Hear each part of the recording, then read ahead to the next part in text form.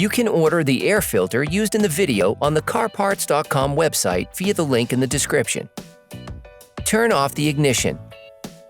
Set the parking brake. Pull on the bonnet release lever and open the bonnet.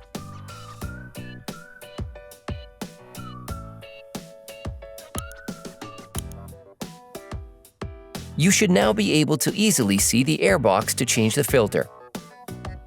Take off the connector from the airflow meter by pulling the retaining tab.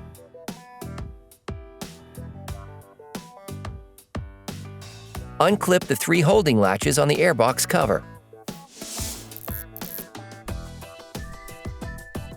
Using a flathead screwdriver, loosen the holding clip for the air intake duct on the airbox.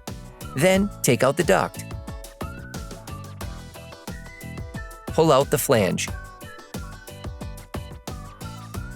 Take out the air filter. Before putting the new filter in place, it is important to clean out any impurities or leaves stuck in the filter compartment. You can order the air filter used in the video on the CarParts.com website via the link in the description. You can now put the new filter in place.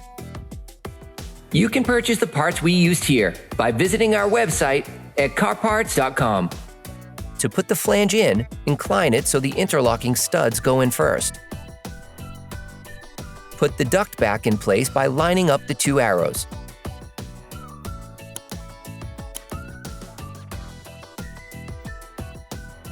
Tighten the clamp.